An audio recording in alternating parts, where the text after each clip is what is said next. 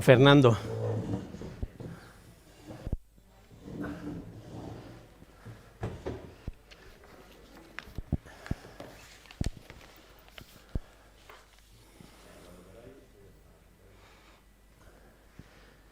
Se nos oye entonces, Elvira, tú que tienes práctica. Muy buenas tardes.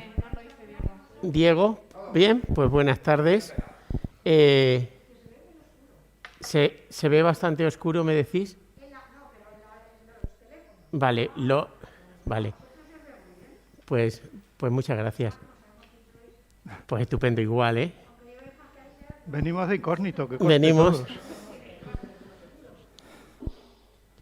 Que hoy, precisamente, iniciamos un ciclo en torno al 5º centenario de la rebelión de las comunidades. Nos parecía, además, simbólico desde el Ayuntamiento trabajar y poner en valor esta efeméride. Sabéis que hoy es el Día del Libro. Tenemos en danza también la clausura del año galdosiano en nuestra ciudad. Precisamente esta tarde tenemos un homenaje tratando de reproducir el homenaje que hace 100 años la propia ciudad brindó a Benito Pérez Galdós.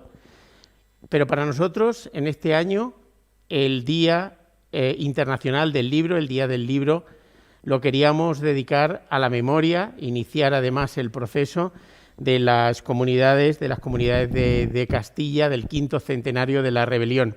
Y lo digo aquí justo en la plaza de Padilla, en este centro histórico de Padilla, precisamente cuando en Toledo la figura que venimos reivindicando también desde las instituciones, incluidas las Cortes Regionales, es precisamente la de María de Pacheco, la mujer que siguió la rebelión hasta 1522. Por tanto, vamos a tener un año repleto de efemérides. Yo siempre digo que Toledo es una ciudad en la que tiene tanto que celebrar, tantas efemérides que celebrar, que podría cada año ser capital europea de la cultura.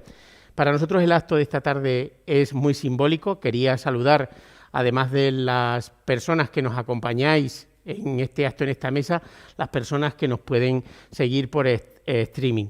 Y la verdad que es un día también simbólico para el libro, por la dedicatoria, por ser el Día Internacional y por las comunidades en este caso. Y en este sentido, ¿quién mejor que contar, por una parte, con Olaya García, que muy buenas tardes, para nosotros es un privilegio contar contigo, con tu enfoque, Un pueblo sin rey, y desde luego con nuestro autor, con Fernando Martínez Gil, sobre precisamente Juan de Padilla. Y hoy, además de contar con estos autores de primer nivel, en los que vemos reflejado gran parte del trabajo de investigación, pero también de valoración de Castilla, de lo que es ahora España, tenemos muy presentes a quienes han estado a lo largo de todo el año. Y en este sentido, Elvira Rivero, que va a moderar la mesa, para nosotros es un referente, igual que los libreros de la ciudad. Las librerías, para el gobierno local, son sin duda un centro de cultura, y en ese sentido venimos trabajando conjuntamente y vamos a estar de la mano en todo el proceso, porque entendemos en sí que las sinergias están dando un resultado muy fructífero, y que en ese sentido vamos a sentar un nuevo programa, que es el Toledo Lee, que tiene distintas perspectivas y que tiene en gran parte en las bibliotecas, en nuestros clubes de lecturas, un referente. En este sentido, os adelanto que estos textos se van a trabajar específicamente en los clubes de lectura de nuestra ciudad, que para nosotros es importante no solo adquirirlos, sino que sirvan de acicate para profundizar precisamente en hechos tan importantes como las comunidades de Castilla. Y en esta ocasión, para mí es un honor, porque muchas veces la cercanía y el estar en familia nos hacen olvidar del valor que tienen precisamente en este año figuras como Jesús Muñoz. Además de investigador, y vais a tener ocasión de disfrutarlo, de la perspectiva tan amplia y tan profunda que tiene en sus planteamientos y sus investigaciones. Para nosotros es muy importante también la trayectoria que tiene en esta ciudad como editor en Toledo en un año muy difícil, con unas ediciones en número muy importantes, pero cualitativamente aún más importantes para nuestra ciudad. Es sin duda Ledoria la editorial de referencia ahora mismo en nuestra ciudad en la publicación de volúmenes. La ciudad no puede estar más agradecida porque tiene sin duda en el trabajo de Jesús un buen aliado en esta materia. Por tanto, yo casi que en este momento lo único que quería, como parte del ayuntamiento, como un concejal más, en este caso de Cultura, agradecer que tengamos la posibilidad de contar con obras de primer nivel, con autores como Fernando, como Olaya de primer nivel y de primerísima magnitud, precisamente de forma simbólica, pero realmente el protagonismo es vuestro y por eso, si no os importa, yo me voy a retirar y la mesa es vuestra como la palabra es vuestra. Muchas gracias.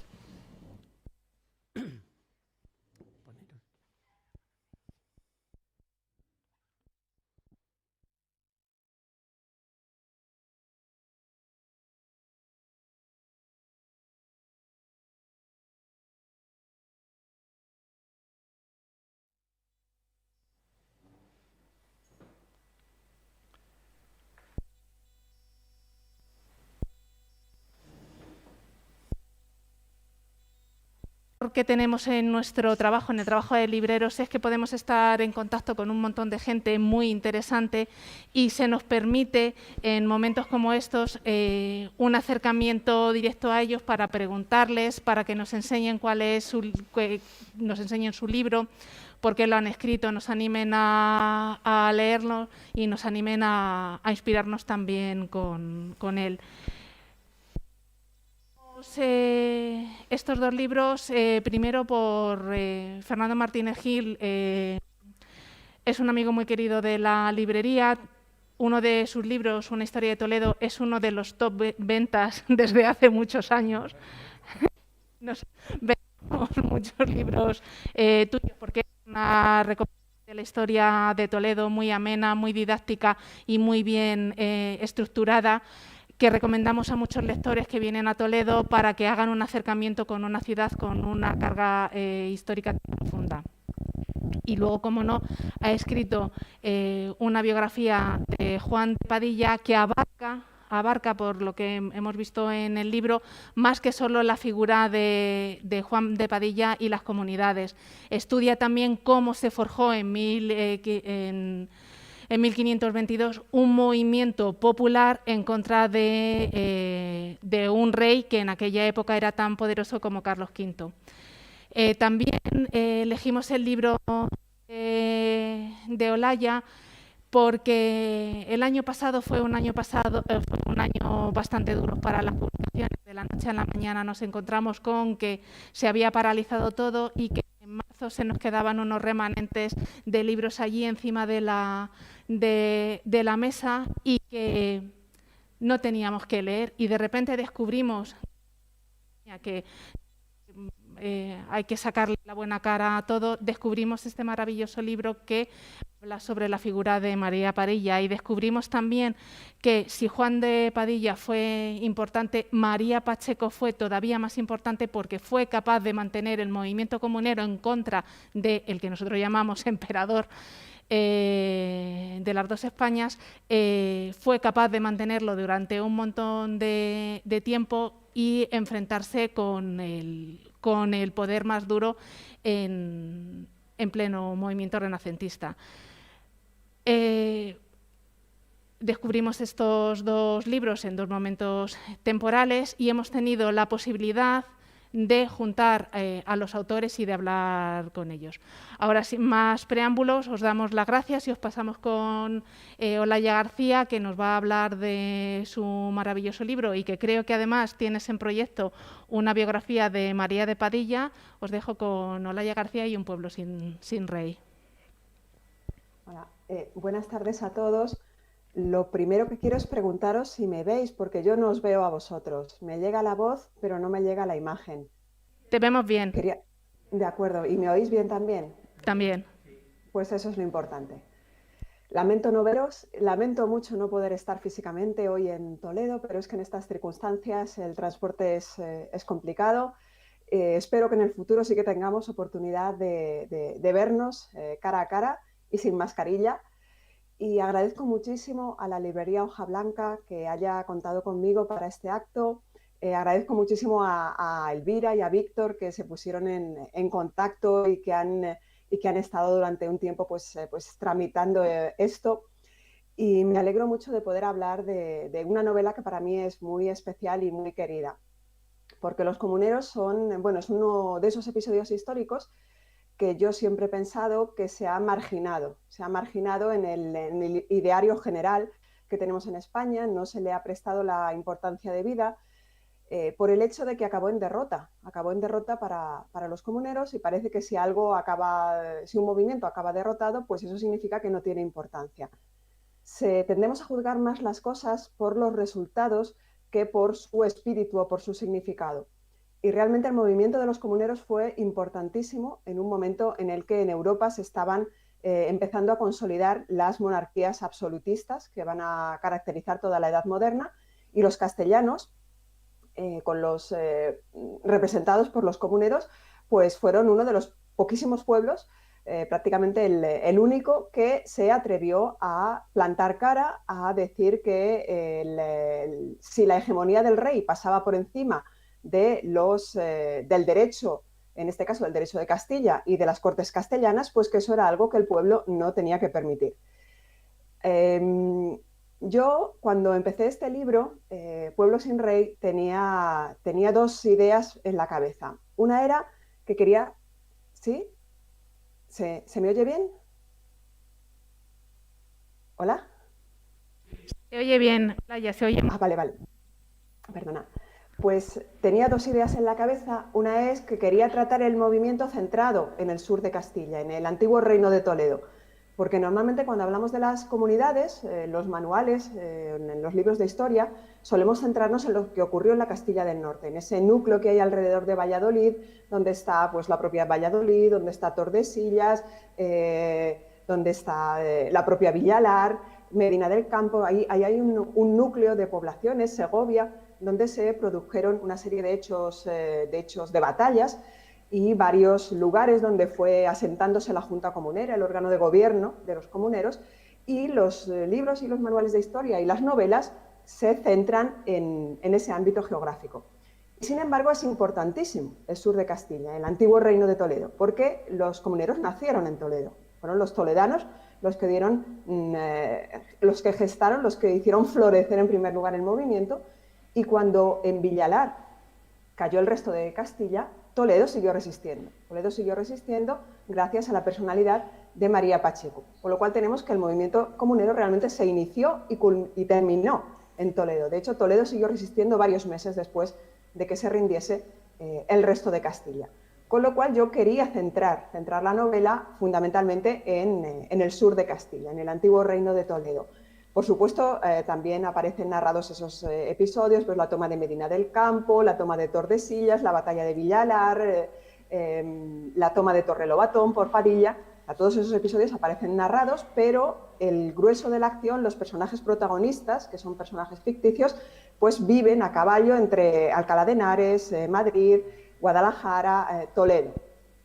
Y tenía un interés especial en demostrar que las comunidades estuvieron muy activas en el sur de Castilla y que fue una zona geográfica fundamental para mantener el movimiento comunero.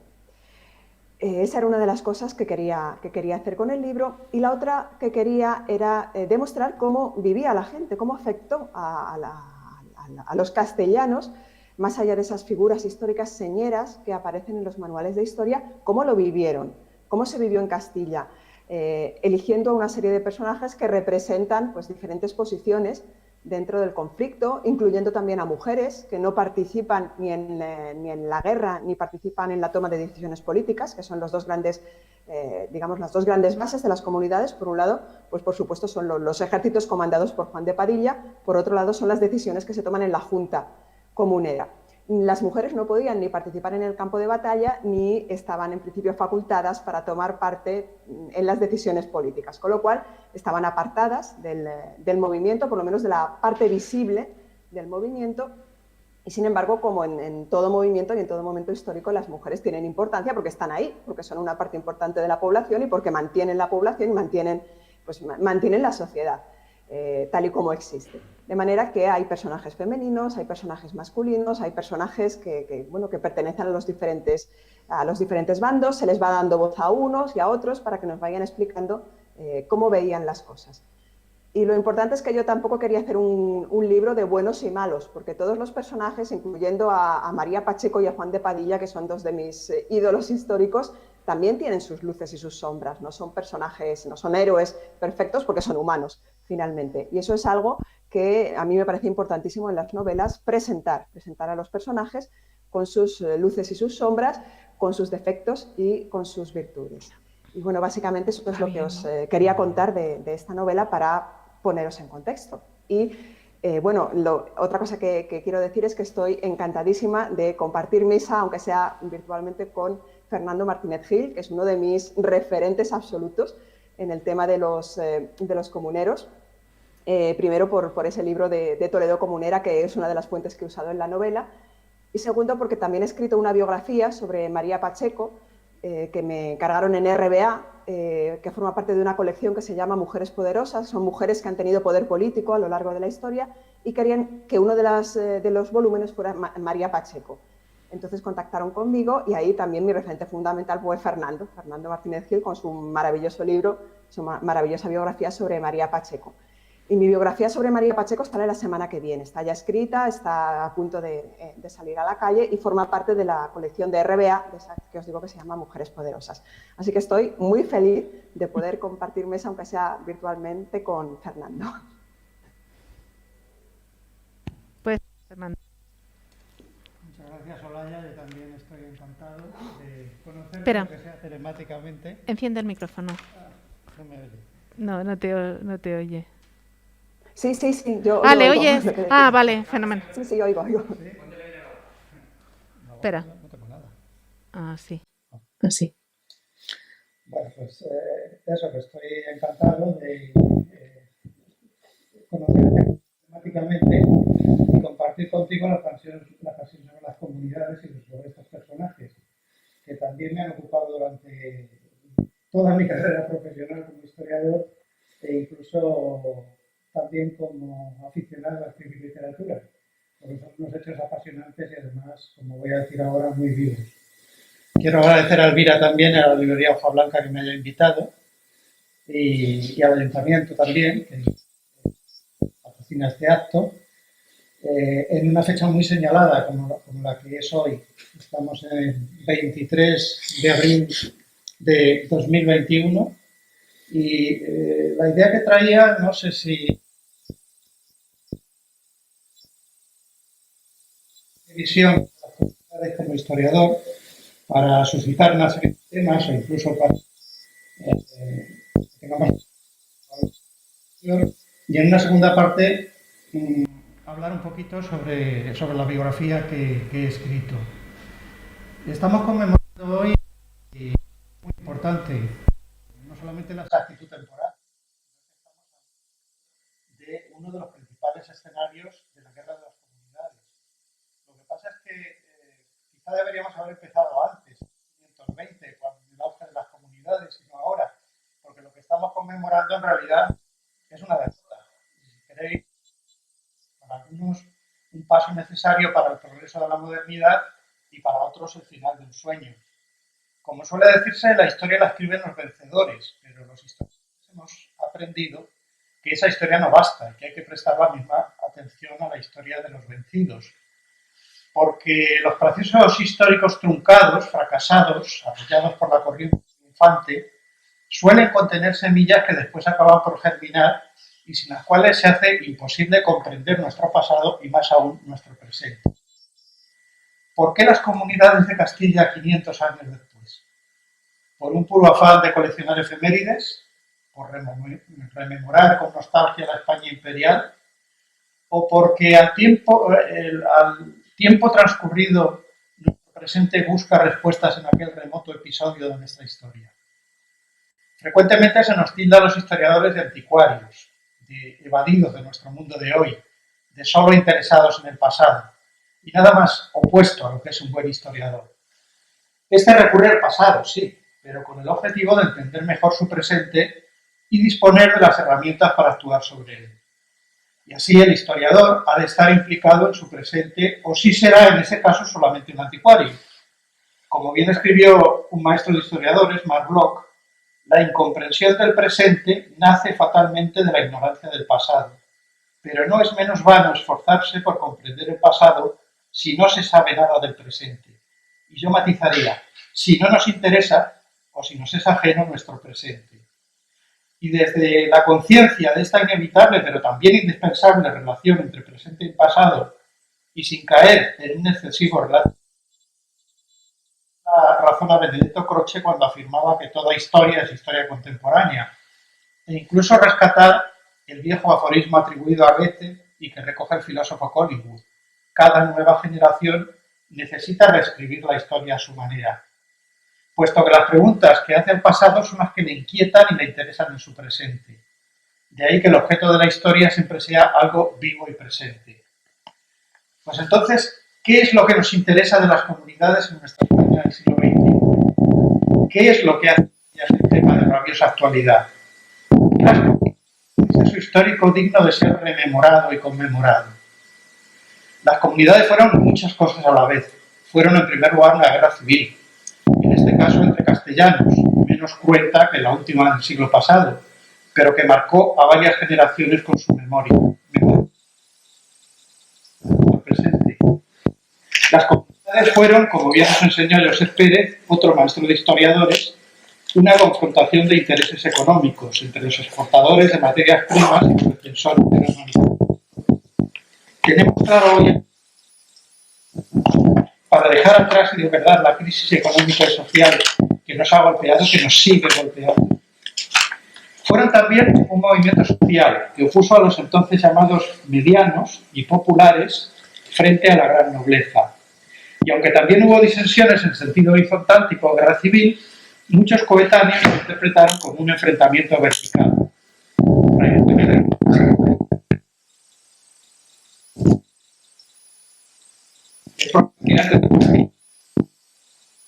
Por hecho que en este reino hubo dos partes. La una fue de comunidad y caballeros. El humanista Juan Maldonado hace decir a uno de sus personajes: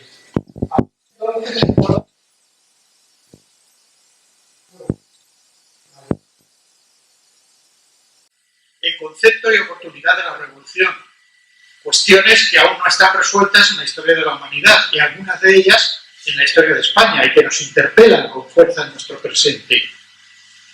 El desacuerdo político, social y territorial en que nos debatimos hoy prueba que nuestra España, la España de todos, sigue siendo un problema aún sin resolver, como lo era aquella España multirregnícola, patrimonializada por la monarquía estamentalmente desigual y arrojada al torbellino transformador que la haría salir de sus reducidos límites peninsulares para cobrar una dimensión europea y mundial. Comuneros e imperiales trataban entonces de entender su tiempo mirando a la antigüedad clásica. Hoy seguimos asomándonos al pasado, preguntándonos lo que fueron o podrían haber sido aquellas Cortes y Junta General del Reino, tan distintas y distantes, pero en las que descubrimos parte de nuestras raíces.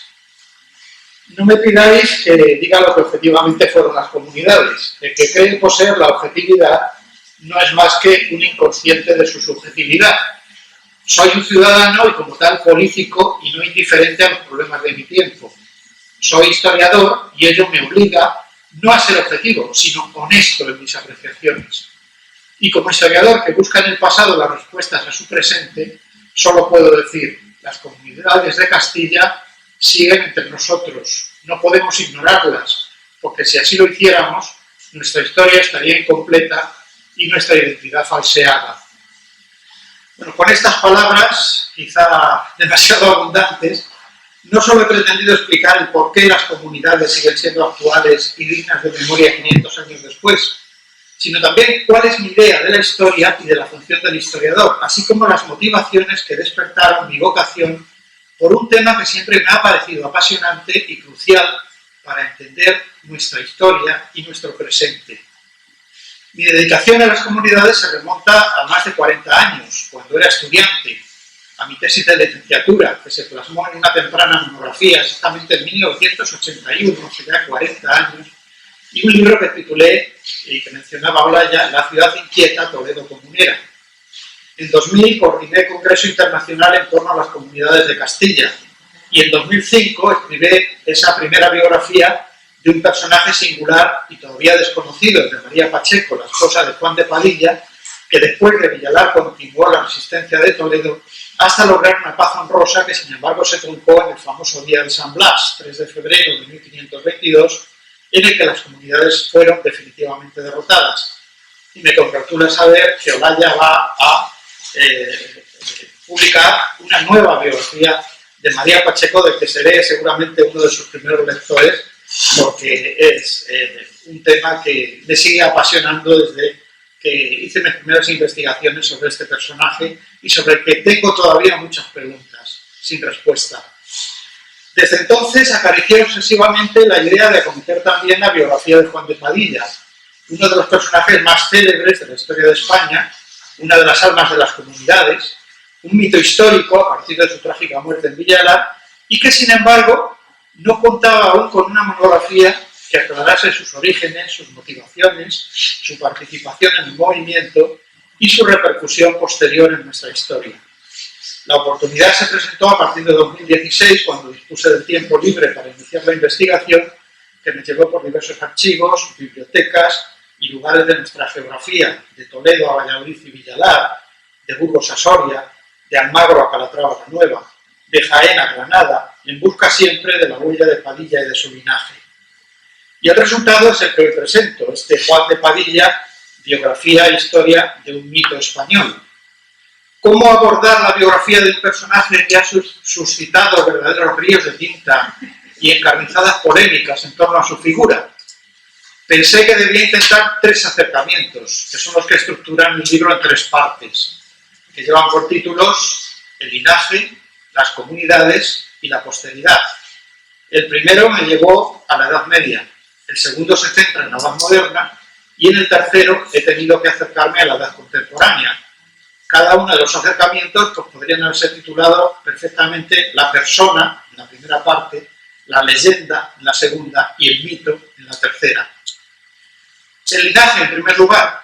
El estudio del linaje Padilla, una estirpe burgalesa que hunde sus raíces en la Edad Media, me permitió conocer las referencias ancestrales de Juan, sus expectativas y ambiciones, y tal vez las claves que explican su comportamiento en los sucesos de 1520. Los Padilla intervinieron activamente en la historia de Castilla, patrimonializaron el oficio de adelantados mayores de Castilla, ejercieron una gran influencia sobre la poderosa orden de Calatrava, con 3 maestres de su apellido y varios comendadores y claveros. Se enorgullecían de que sangre regia corría por sus venas por medio de María de Padilla. No confundamos con María Pacheco, esta fue primero amante de Pedro I y después reina de Castilla. Y administraron o poseyeron grandes propiedades en La Mancha, en Andalucía y en la propia ciudad de Toledo, en la que poseían un regimiento, y en sus alrededores, en Novés, en Mascaraque, en Vargas y en la dehesa de Aín. Padilla era quien era por su pertenencia a este linaje y por su naturaleza de vecino y regidor de la poderosa ciudad de Toledo, iniciadora, como ya se ha dicho, no lo olvidemos, del movimiento comunero. La segunda parte, las comunidades. Una vez reconstruido el linaje y rastreado el más estrecho ámbito de su familia cercana, de su infancia, de su matrimonio con María Pacheco, hija del conde de Tendilla, capitán general de Granada, procedí a relatar el origen, desarrollo y desenlace de la Guerra de las Comunidades desde la perspectiva de la participación de Juan de Padilla.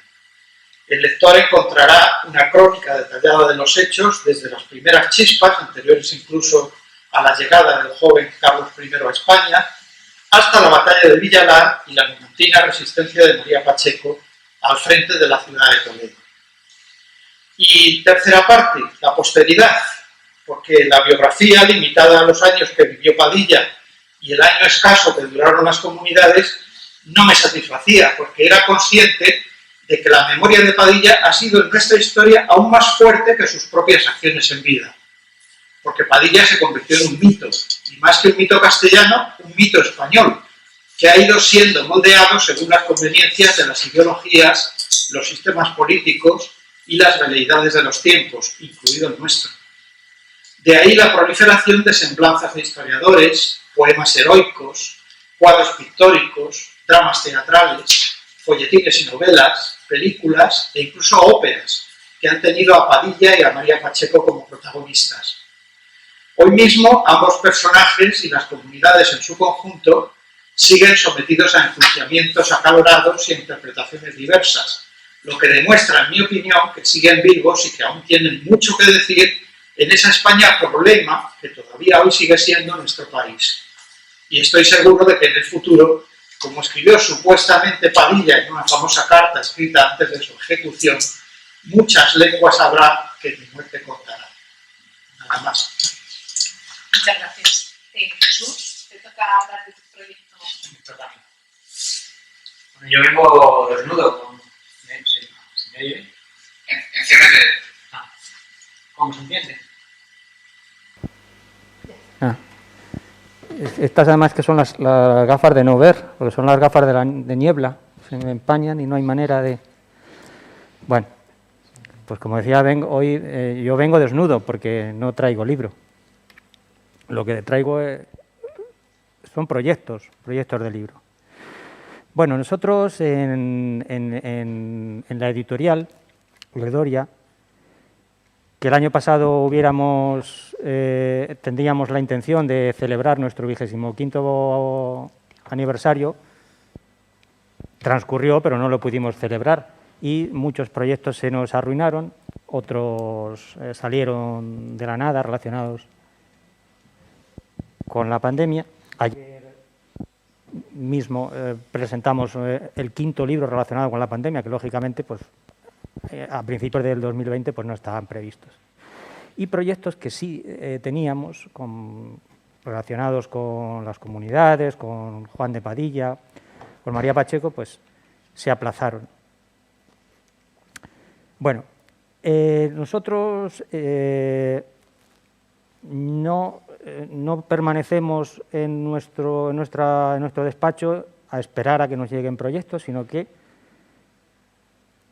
planteamos proyectos a especialistas para que los desarrollen o los desarrollamos nosotros mismos. Y sobre María Pacheco, este año, bueno, es el año de las comunidades, también es el año, se celebra el nacimiento de Alfonso X. El año que viene hay otras efemérides. El año que viene se cumple también un aniversario que pasará muy desapercibido, pero que en realidad tiene que ver con un personaje muy relacionado con las comunidades. Esta mañana yo daba una conferencia sobre Luis Asigea, que su vida estuvo condicionada por las comunidades, puesto que su padre, Diego Sigeo, formó parte del séquito que marchó a Portugal con María Pacheco el 3 de febrero de 1522. Y ella pues, se tuvo que separar de su padre, luego se marchó a Portugal y allí se reencontraron. Bueno, ¿qué proyectos tenemos para este año? 5. Vengo sin ninguno, pero tenemos 5 proyectos. Y los 5 proyectos tienen que ver con la tercera parte que hablaba Fernando. Yo me aficioné a las comunidades con Fernando, cuando era adolescente leyendo tu obra, leyendo a Josep Pérez también, y leyendo tu biografía del 2005. Luego quedé rendido de admiración hacia su padre y hacia su magnífica obra.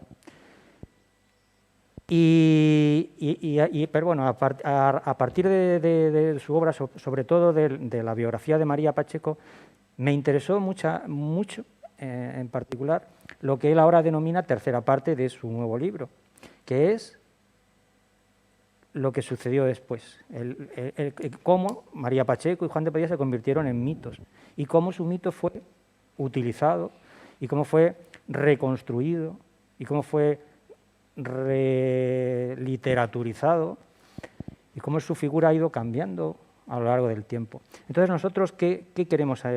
¿Cuáles son nuestros proyectos, los proyectos que están ahora mismo en curso? Bueno, el primero, vemos como interesante la publicación de un texto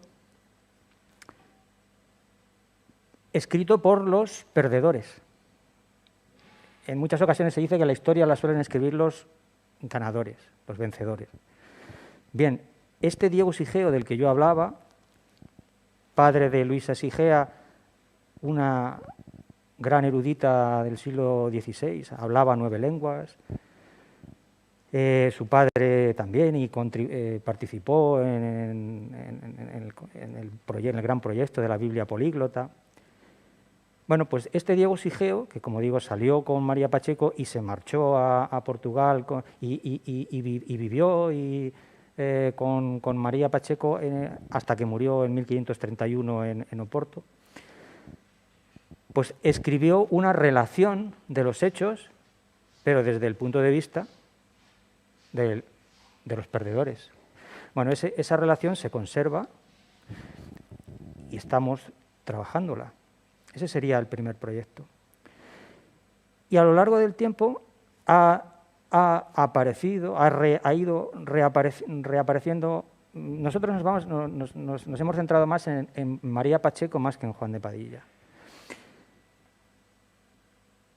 En 1812, que es una fecha particularmente importante, muy señalada en la historia de España, pues Francisco Martínez de la Rosa escribe una pieza teatral, La viuda de Padilla, justo en el momento en el que las tropas británicas inglesas están bombardeando la ciudad de Cádiz. La ciudad de Cádiz es cuando se está... Perdón, francesas. Cuando se está redactando la Constitución de Cádiz. Y Martínez de la Rosa, para estimular también el espíritu de resistencia, escribe La viuda de Padilla. Se representa. Bueno, se me ha olvidado decir, Pedro Alcocer, el historiador, historia de Toledo, en el siglo XVI, Pedro Alcocer también escribió una relación de las comunidades, que luego, en fin, la librería Hoja Blanca está en la calle Martín Gamero. Martín Gamero. Bueno, pues Martín Gamero, en 1877, en Sevilla, no sé exactamente por qué en Sevilla, la Sociedad de Bibliófilos Andaluces publicó, reeditó la obra de Pedro Alcocer con una introducción de Martín Gamero. Allí nació, en la calle de la librería Hoja Blanca, pues Martín Gamero hizo esta introducción, y nosotros queremos reeditar esa obra y al mismo tiempo para la colección que tenemos, le llamamos BAT,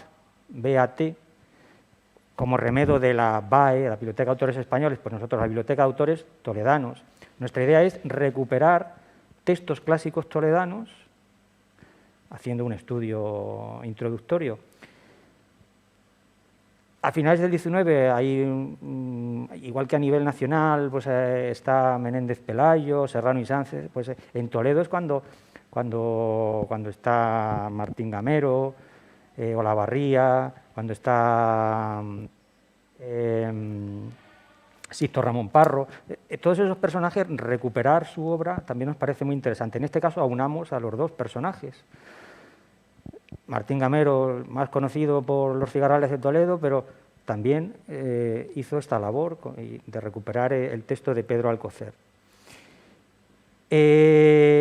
Bueno, se me ha olvidado decir que la obra de Martínez de la Rosa la estoy trabajando yo con una autora de Barcelona muy muy conocida y reconocida, sobre todo por dos títulos.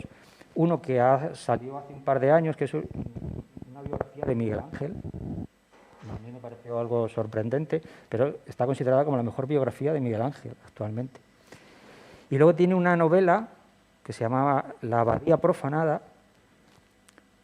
Es una autora que vive en Barcelona, que está publicada creo que está traducida a cinco idiomas: alemán, inglés, portugués, bueno, no recuerdo.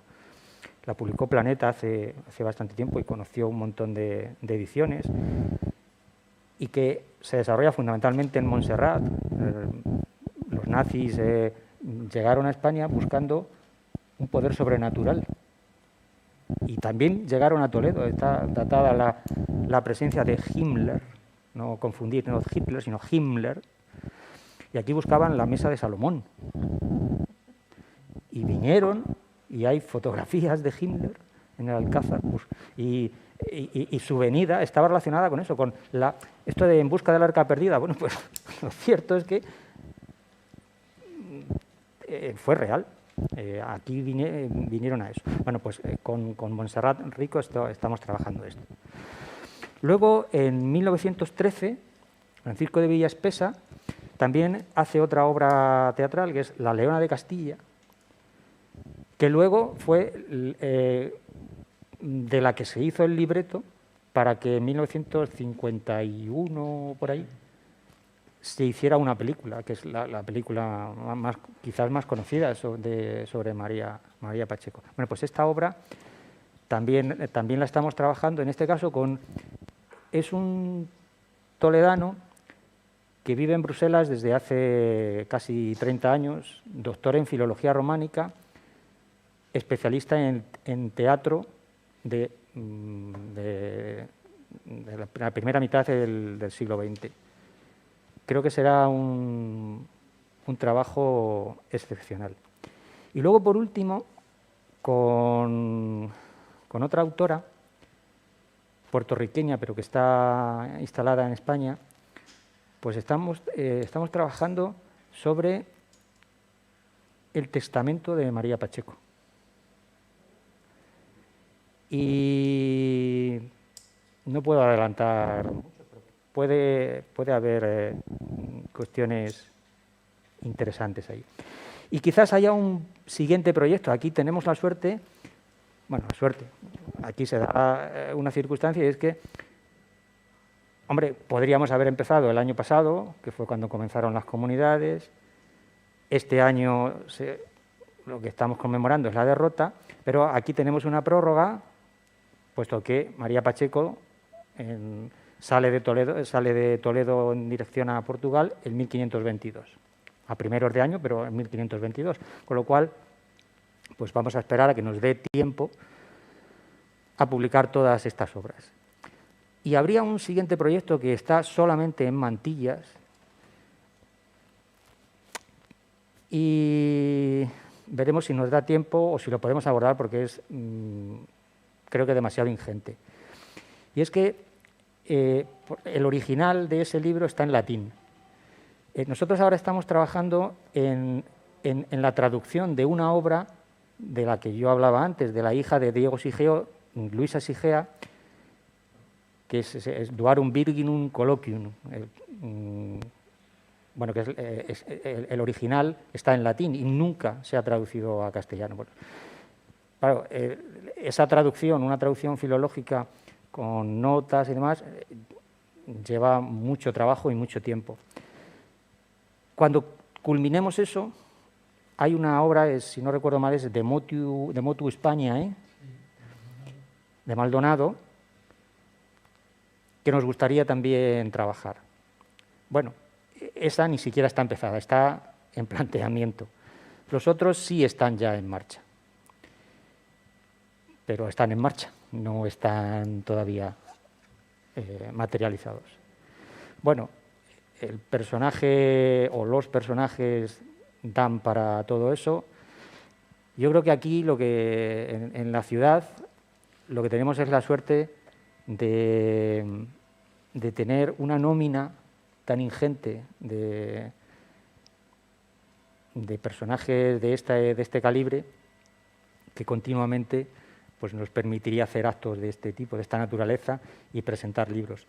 Bueno, esa es nuestra labor y eso es lo que hemos venido haciendo y lo que queremos seguir haciendo. Y si ahora, yo por mí he terminado, no sé si habrá alguna pregunta, alguna cosa, algún comentario. Yo sí me he preparado unas cuantas preguntas un poco a repartir, empezando por Olaya. Has tratado en tu obra la vida de María Pacheco y lo que sí que me gustaría que nos dijeras, porque sabiendo el papel que tenía la mujer en esa época, lo supeditada que estaba el hombre, la circunstancia que se suma además que su marido acababa de fallecer, la acababan de ajusticiar, todo el movimiento de las comunidades teóricamente acababa de decaer. ¿Por qué María Pacheco logra mantener viva durante todos esos meses la revuelta en la ciudad de Toledo? ¿Por qué fue María Pacheco? ¿Qué tenía María Pacheco que no tenían otras mujeres y que no tenía el movimiento en otras ciudades para mantener ese alzamiento contra el rey? Responder a eso es muy complicado y ya depende de la interpretación histórica que nosotros hagamos de los hechos. ¿Por qué Toledo resistió? Toledo resistió porque estaba María Pacheco. ¿Y por qué María Pacheco pudo cuando el resto de Castilla se rindió?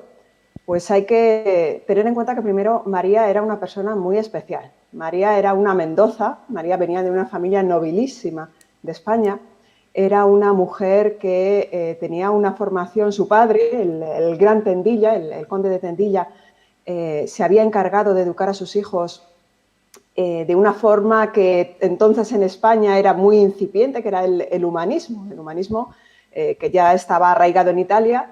En España todavía no se conocía, estábamos a final de la Edad Media.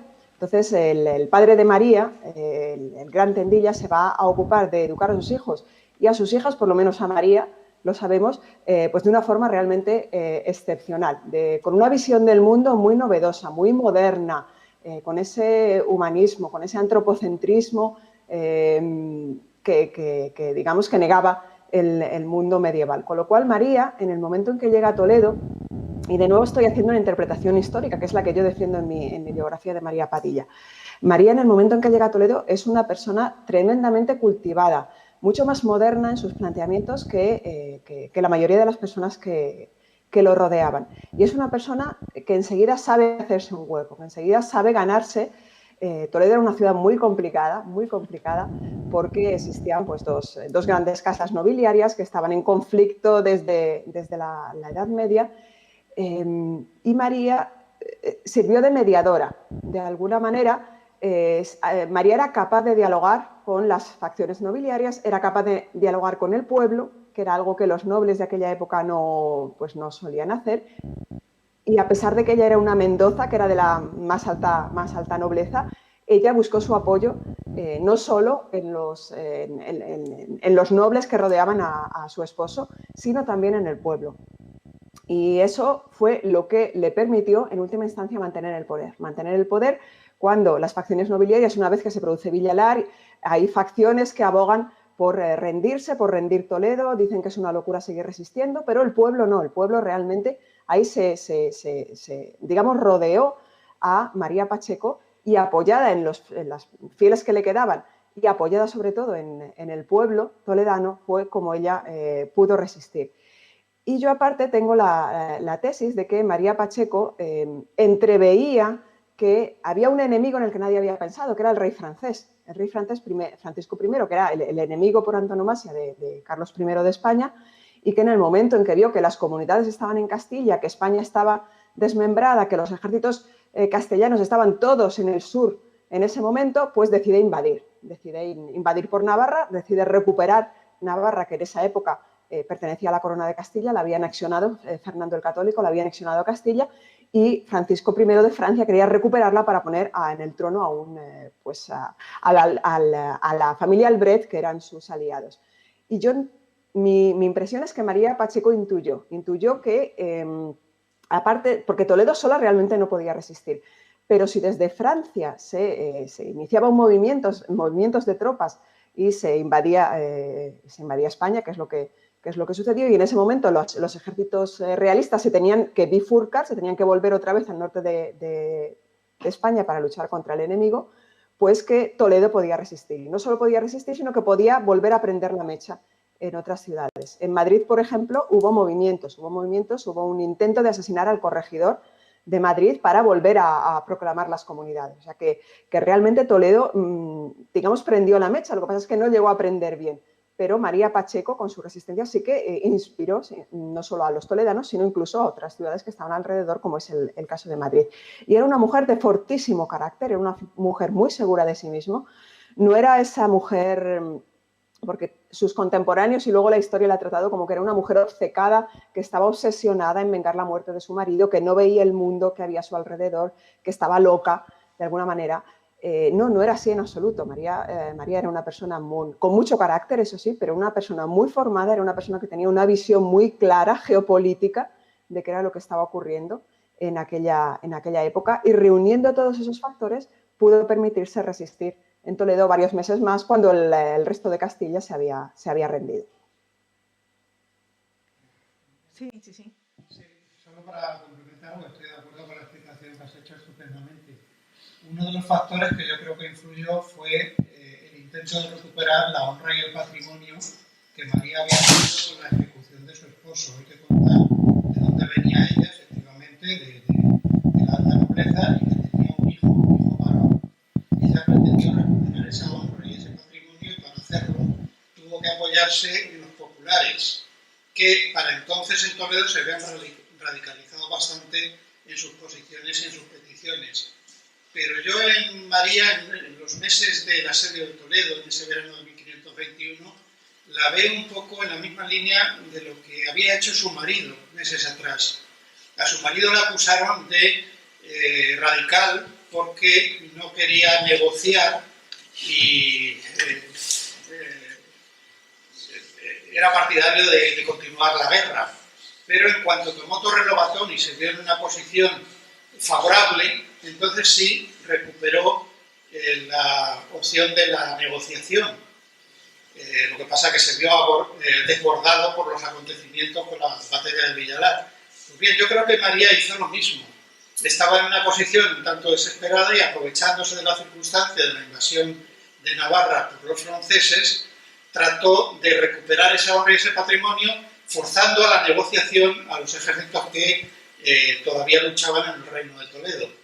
Pero también fue desbordada por los acontecimientos, porque dado que tuvo que apoyarse en los elementos más extremistas, en el pueblo de Toledo, consiguió en un principio una negociación honrosa, el perdón de los gobernadores, que no de Carlos V, como todavía llaman al documento, en espera de que Carlos I lo ratificase, pero luego se hizo imposible ese ten con ten antes de la venida del emperador y se produjo el enfrentamiento definitivo en el día de San Blas, que la obligó ya a un exilio definitivo. No sé si estás de acuerdo. Sí, básicamente sí. ¿Me permitís que haga un comentario?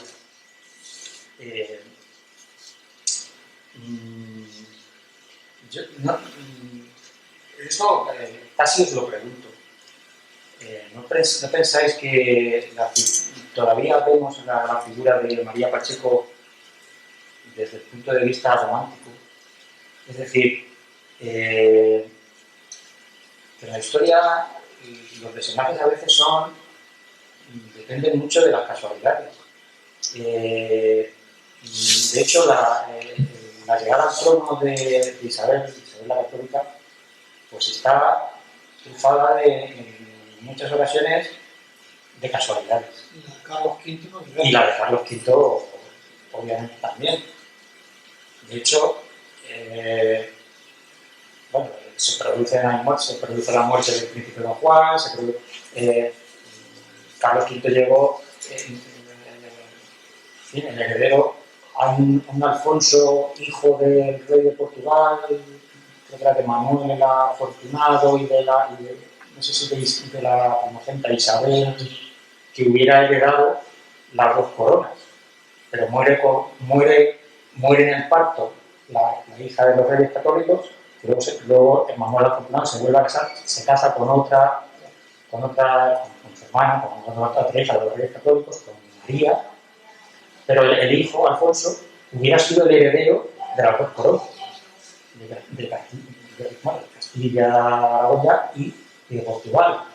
Y sin embargo, muere a los 4 o 5 años, lo mismo que el hermano de Isabel. También incluso se podía haber llegado a una nueva separación entre los reinos de Castilla y Aragón. Eso es, sí. Es decir, que en muchas ocasiones es muy casual. Y las idas y venidas, bueno, ahí creo que la batalla de Torres en 1471, si no recuerdo mal por ahí, pues eso casi se convierte en definitivo para la llegada de Isabel al trono, pero se dan muchas casualidades y hay momentos en los que los nobles van y vienen. Cambian de bando, el arzobispo Carrillo, Juan Pacheco, van cambiando de bando. Y en gran medida todo está relacionado con intereses de orden económico.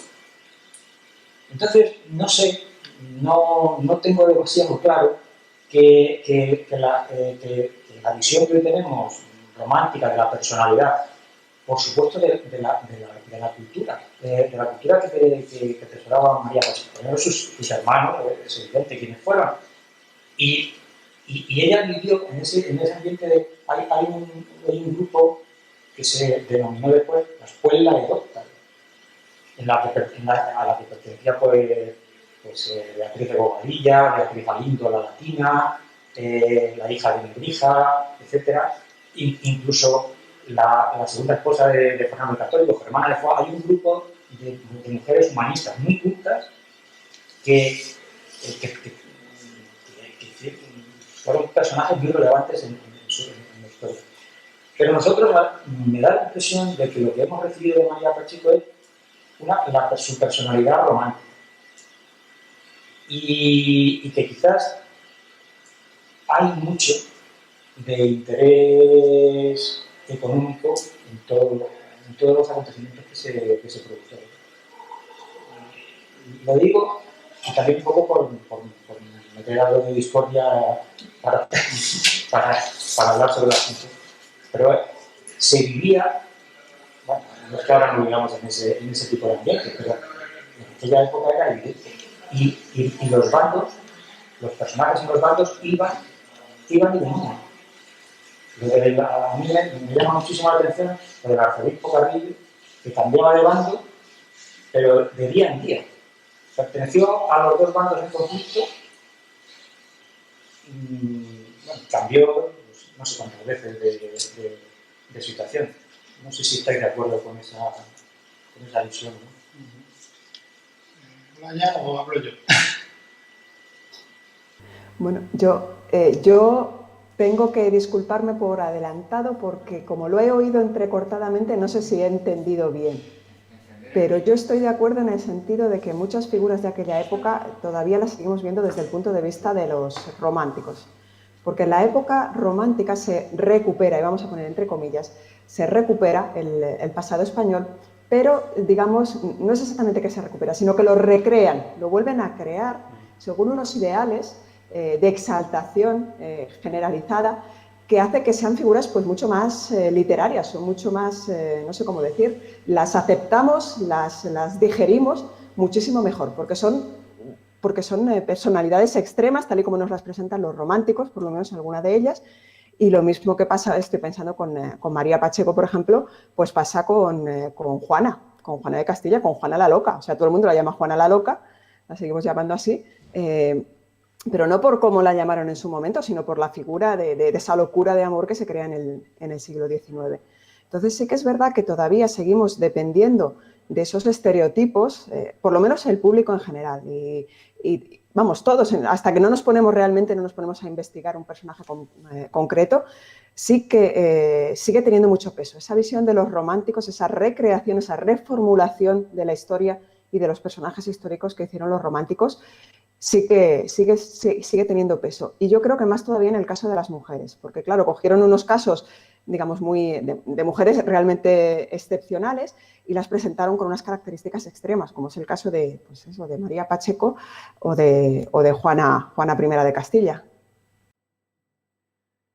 Yo estaba más lejos, no me parece, estoy de acuerdo en que hemos heredado una imagen romántica de estos personajes, pero también hemos heredado una imagen romántica de España como nación.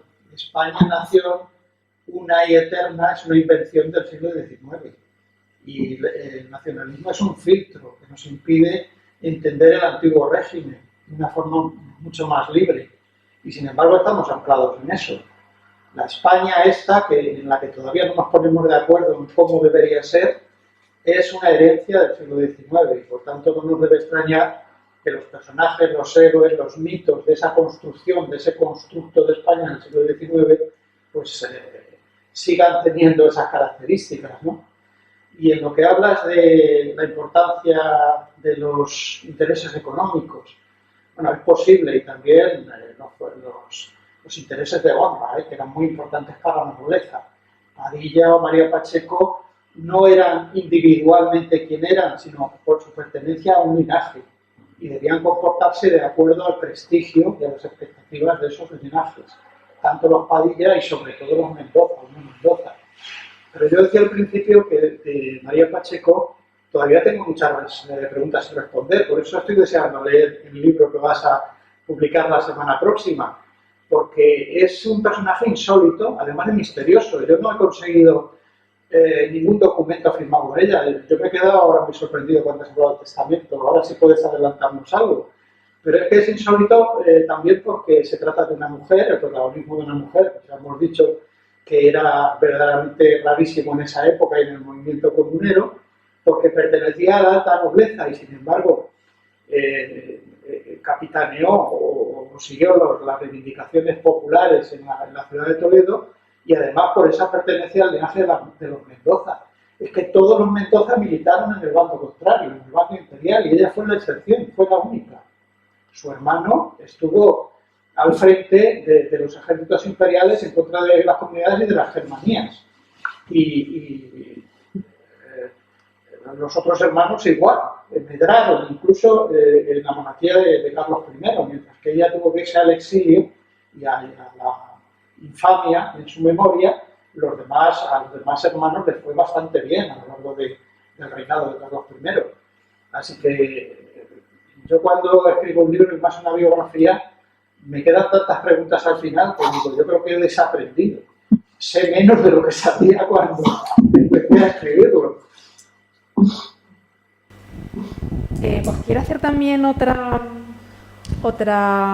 pregunta, que es una cosa que a mí me queda en duda. Primero, todos hablamos de las comunidades, todos hablamos del enfrentamiento que había con Carlos V, pero realmente yo lo que me pregunto es ¿qué se pretendía? En el sentido de que, como has dicho, la España de 1500 no estamos hablando ni de la concepción de Estado que tenemos ahora, que se formada en el siglo XIX. Estamos hablando de pequeños o más grandes reinos con luchas intestinas. Y en esta época nos encontramos la unión de varios territorios que luchan contra el poder preestablecido y la alternativa que ellos planteaban, que eran: no queremos a Carlos V, queremos a fulanito; no queremos a Carlos V, queremos una autorregulación; queremos ser independientes; queremos acabar con el poder nobiliario. Es decir, ¿contra qué se luchaba? Porque también habéis señalado que era una guerra civil. ¿Y qué se pretendía? Es decir, ¿qué es lo que se pretendía después del lanzamiento comunero? Porque yo creo que por mucho que se negociara con Carlos V, antes o después habrían caído los cabecillas. Ese rey en esa clase de reinado no puede dejar al enemigo en casa. Pero muchos comuneros pensaban que Carlos I no iba a volver a España, que se iba a desinteresar de la península ante su nuevo papel como emperador y pensaban seriamente que no iba a volver nunca Carlos I. Las comunidades, a mí lo que me interesa mucho de ellas también es que es un proceso muy dinámico, porque sus protagonistas van cambiando según van sucediendo los hechos y en muy poco tiempo. ¿Quiénes empezaron la rebelión en Toledo? Los eclesiásticos, el cabildo de la catedral, que luego se desentendió del movimiento comunero, ¿no? Debido a algunos privilegios que la administración carolina estaba amenazando. Luego se unieron los regidores, que también tenían sus propias peticiones. Pero para hacerlas más efectivas, y dado que la alta nobleza estaba pasando olímpicamente porque se sentía postergada, y de momento no quiso intervenir hasta que no vio que las comunidades le podían perjudicar y que lo único que les favorecía era que se impusiese la causa imperial, pues tuvieron que utilizar, en un principio podríamos decirlo así, a las clases populares. Y claro, las clases populares, a medida que se iban comprometiendo en el movimiento, pues iban imponiendo sus propias reivindicaciones, que no eran las mismas que las de los clérigos ni las de los regidores. Y de ahí un movimiento que se empezó a radicalizar y que obligó a retomar su postura a los que lo habían iniciado.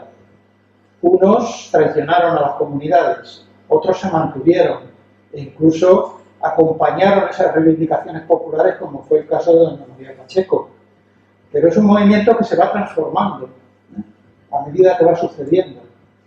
Y por eso pues hay muchos elementos que, a pesar del cambio de mentalidades y que el mundo, como he dicho, era completamente diferente al nuestro y que no podemos decir que fueron precursores de la libertad tal como la entendemos o del sistema parlamentario nuestro, de la democracia, pero sin embargo hay algunos brotes que llaman mucho la atención y que suponen una variante casi revolucionaria con respecto a la corriente principal, y que, de haber prosperado, podrían haber hecho evolucionar la historia de España de otra manera de cómo evolucionó. Esa monarquía absoluta que se impondría durante siglos. España podría haber sido de otra manera, y ese es el poder subversivo de la historia, que nos dice que el presente es así no porque tenga que ser así necesariamente, sino por toda una serie de casualidades muchas veces, o de una evolución que se ha impuesto a otras evoluciones alternativas, que podrían haber sido. ¿Y eso qué nos dice en el presente? Pues que este presente lo podemos cambiar, que es así, pero podría ser de otra manera. Y eso es lo que no gusta de la historia muchas veces, y se la utiliza para rentabilizar una conmemoración y para afianzar el orden establecido, y se desprecia o se ignora todo aquello que pueda ser perturbador, inquietante, y las comunidades fueron una rebelión. Y si decimos revolución, ¡oh cielos!, nada más contrario a los afanes de estabilidad que tienen sobre todo las clases que controlan ese orden establecido. Claro, nos resulta muy... A mí me parece magnífico esta exposición que acaba de hacer Fernando. Y quiero apuntar una cosa más, que es que, ¿qué era lo que pretendían los comuneros? Pues es que eso también depende de la interpretación que se haga según la época histórica en la que se estudia el movimiento. Entonces, por ejemplo, si nos vamos al siglo XVIII, que es el siglo de la Ilustración, que es un siglo en el que los intelectuales están buscando una comunión a nivel europeo, pues aquí se interpreta que, por ejemplo, que Carlos I o Carlos V era el monarca moderno que quería establecer una monarquía católica, cristiana, europea, y que los comuneros que se rebelaron, que se alzaron contra él, son unos reaccionarios que lo que pretendían, solo miraban a los intereses de su terruño, por así decir, de su zona concreta, y lo que pretendían era volver a los privilegios de la nobleza que se tenía en la Edad Media y que los reyes católicos y después Carlos I habían cercenado para fortalecer el poder monárquico. Entonces, en esa época se interpreta que Carlos I es moderno, es europeísta, y que los comuneros pues, son unos conservadores, unos reaccionarios que están intentando volver a una época, a la época medieval. Y hay gente que todavía piensa eso.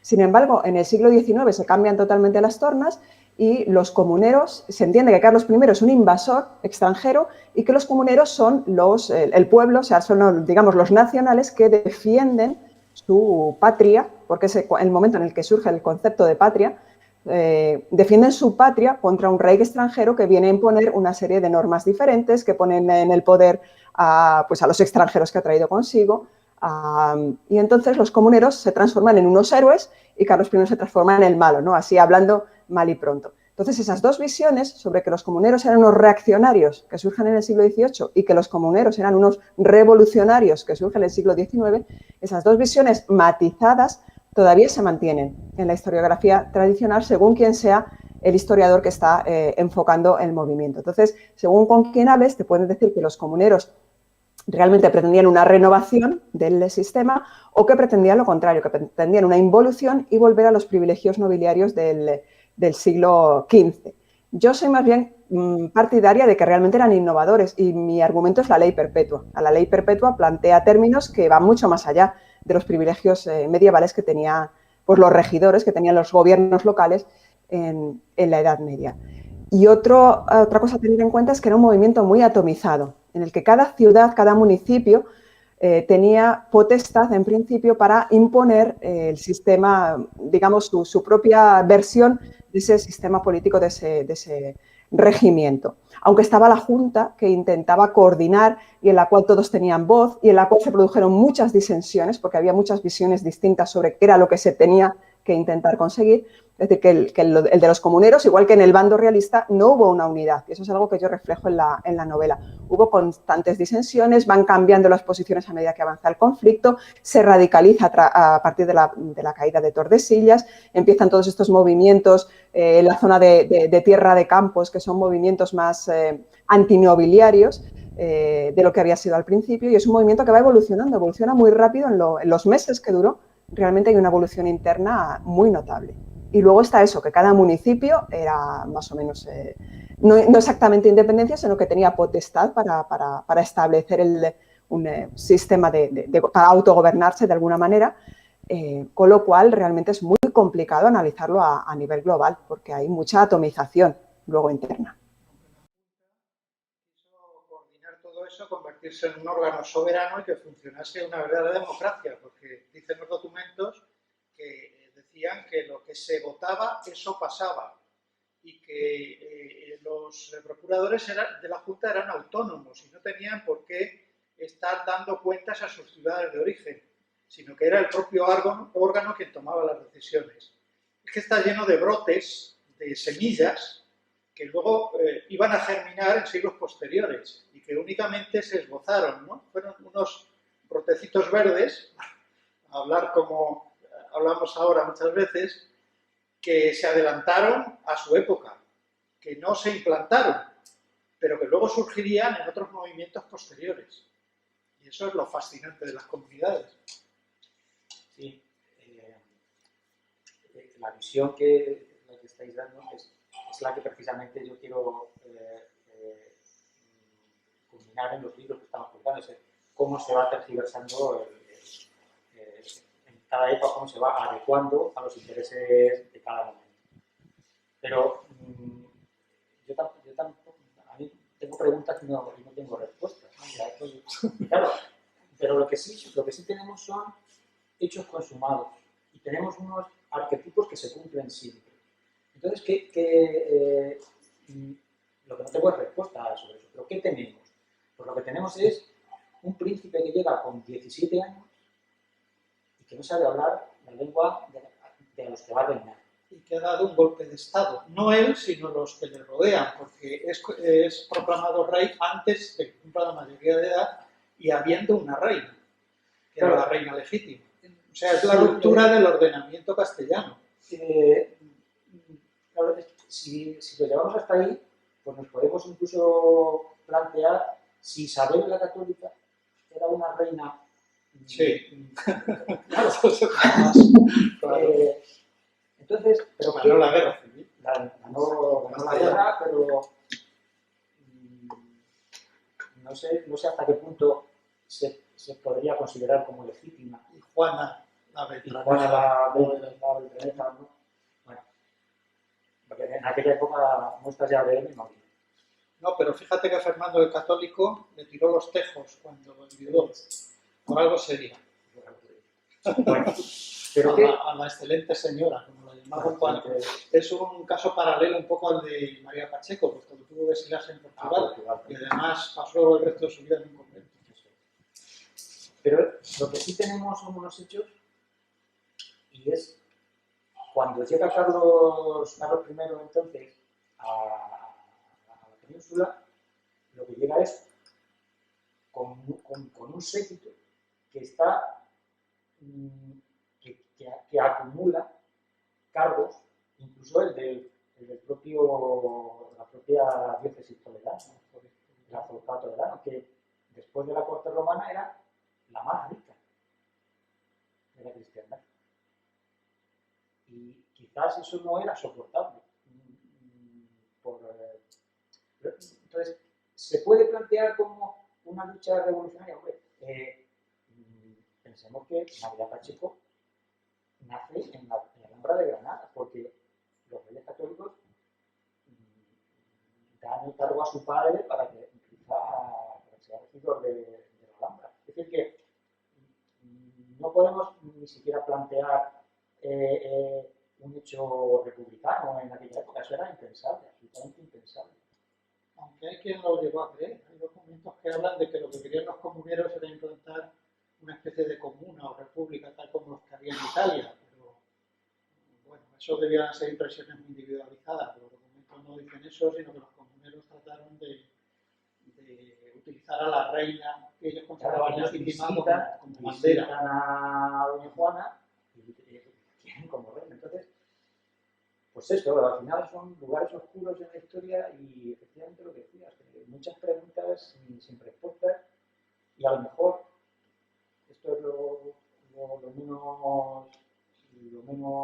menos luces tiene, que a lo mejor detrás de todo esto, igual que en la antigua Roma, cuando Pompeyo repartía prebendas y repartía trigo, y lo que buscaban en el apoyo popular, al final era una motivación única y exclusivamente económica. No lo sé, yo prefiero quedarme con la idea más literaria, romántica, pero a lo mejor también hay mucho de eso. Sí, pero la economía tal como la entendemos hoy tampoco la entendían antes. La economía iba unida a otros valores, a los que solía acompañar, pero que la economía por la economía no era el valor absoluto como en nuestra época. El concepto de nobleza. Es que ya las diferencias no se establecían solamente por el tener o no tener, el ser rico o no ser rico, sino por tener privilegios de nacimiento, por ser noble o no serlo, por ser pechero o por estar exento, por estar cerca del rey en la corte o estar al margen, etcétera, etcétera. O sea, son unos valores un tanto diferentes a los que nos mueven hoy. O por dominar al rey o no dominar. En la época de Enrique IV, el rey tenía un poder mucho más inferior al que luego acumularon los reyes. No eran absolutos todavía, claro, como sería. Entonces, no sé. Olaya, que estás en desventaja. Intervenir. Le tomamos la delantera siempre estando aquí.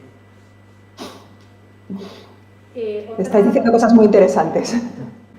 Otra cosa que a raíz de uno de los comentarios que ha hecho Olaya, porque a veces cuando piensas en la historia de España y piensas en la historia del resto de Europa o los reinos europeos de aquella época, yo al menos nunca la puedo configurar con el romanticismo del humanismo dado en el Renacimiento, pero sí que ha señalado cuando describía una de las características que se puede notar en María Pacheco y en toda la sociedad que vivía alrededor, era este humanismo que se estaba formando en Europa.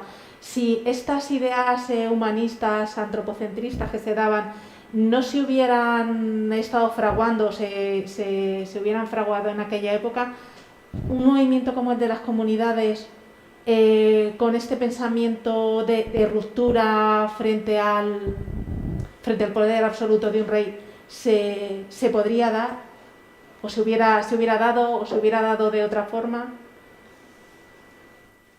Ahora ya tú que lo has planteado. Yo, desde mi perspectiva, no van ligadas las dos cosas, porque el humanismo realmente en España va a entrar precisamente con Carlos I. Va a ser a través de él, que es un monarca europeísta, a través del que va a entrar el humanismo. Y había entrado antes, pero en focos muy concretos, como en la Granada del Gran Tendilla, que se había traído, había traído intelectuales de Italia, él mismo había estado en Italia previamente. En Toledo tenemos a Garcilaso, por ejemplo, en esta misma época. Garcilaso además es que es muy curiosa, porque la familia de la Vega, Laso de la Vega, es el que capitanea a los comuneros al principio, luego los traiciona, se pone otra vez del lado de los realistas, y su hermano Garcilaso ha estado del lado de los realistas todo el tiempo. Y la madre de Garcilaso también era una mujer muy culta, de Garcilaso y de Laso de la Vega. Era una mujer también muy culta, que también de alguna manera ya tenía cierto contacto con ese humanismo, pero no estaba muy extendido. Yo, desde luego, no me atrevería a decir que fueran humanistas los comuneros, porque era una forma de entender el mundo que estaba entrando en España en esa época. No creo que fuera dominante. Entonces yo creo que no tiene un peso directo sobre las comunidades. Sería demasiado pronto para afirmar eso, creo yo. Interpretaciones contrarias. Los comuneros eran contrarios al humanismo. En las interpretaciones que han denostado más a las comunidades se ha dicho eso, que era un movimiento provinciano, oscurantista, todavía anclado en la Edad Media, y que iba en contra del humanismo de las universidades, etcétera, etcétera. Yo creo que efectivamente no se puede generalizar ni en una interpretación ni en otra. En los comuneros hubo antihumanistas y humanistas, entre los imperiales igual. Fue un fenómeno efectivamente muy elitista, y que antes de Carlos I pues, se dio en los círculos de poder y de las clases de élite, como podía ser la Iglesia, los arzobispos de Toledo, por ejemplo, o la nobleza. En el caso de los Mendoza y de los Mendoza granadinos y del padre de María Pacheco, pues, es un ejemplo de ello. De la mano de Carlos, el emperador, entraron las ideas erasmistas en España. Aunque luego Erasmo también dijo, no placet España. Sí, sí. Y a los comuneros se les ha tachado de antierasmistas. Eso es. Eso es. Y por otro lado, fijaos qué aparente contradicción con todo lo que estamos hablando, y es que muy poco después, en 1527, Carlos V deja que sus tropas saqueen Roma, que es un ataque directo contra el papado, que es otro, da la impresión que estamos hablando del emperador, y estamos hablando con otra gran fuerza, que es el papado, y sin embargo, Carlos y humanistas españoles muy próximos a Carlos V, como por ejemplo Alfonso de Valdés, escribe el diálogo de las cosas ocurridas en Roma, para explicar y justificar oficialmente por qué se había hecho. Quiero decir que la historia es muy compleja y llena de preguntas y muy apasionante. Igual que el presente. Imagínate el pasado, de que no tenemos todos los datos. El presente, claro. Tenemos mucha información, del pasado mucho menos. Y si no sabemos interpretar nuestro presente, es mucho más difícil el pasado, claro está.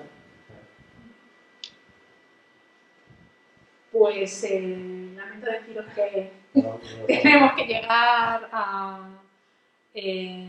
al final. Olaya, te agradezco muchísimo que hayas estado aquí, aunque sea de forma telemática. Te agradecemos muchísimo porque cada vez que te hemos llamado para que nos echaras una mano en organizar algún evento cultural, desde nuestra librería, la entrevista que concediste a mi compañero Víctor, siempre nos has dicho que sí. También te digo que yo creo que Teo, nuestro concejal de Cultura, lo ha avisado, pero tu libro, tanto tu libro como el de Fernando Martínez Gil, tu libro en concreto va a ser objeto de la próxima sesión del club de los clubes de lectura que van a hacer en Toledo, en las 4 bibliotecas locales que tenemos, y ya estamos preparando los 27 libros que se van a repartir a los miembros de los clubes. Fernando, el tuyo creo que lo van a posponer un poquito más porque además quieren, no sé, algo ha dejado caer que van a hacer. Os agradezco muchísimo a los tres que hayáis aceptado esta invitación en este día 23 del libro, en este día en el que sorprendentemente se conmemora una batalla perdida, la batalla de... Y en el que antes comentábamos, antes de conectarnos, comentábamos que de un hecho que primordialmente ocurrió en Toledo, se han hecho eco y se han apropiado muchas otras regiones españolas, y que, como pasa mucho en esta ciudad, que tú lo sabes, Fernando, los toledanos somos muy desagradecidos con nuestros héroes y con nuestras figuras, y no es hasta que la posteridad y gente de fuera que los ponen en relevancia cuando nos acordamos que no nacieron aquí. Os agradezco mucho. Os pediría tanto a Olaya como a Fernando unas palabras para que animarais a los lectores a que leyeran vuestros libros. Olaya, por favor. Bueno, pues yo, gracias, te lo agradezco. Bueno, pues simplemente decir que yo creo que este es un libro que proporciona, los novelistas tenemos un privilegio que no tienen los historiadores, que es el de poder ficcionalizar, el de poder meternos en la psicología de los personajes, el de poderlos presentar en situaciones privadas que no aparecen en los documentos de la época.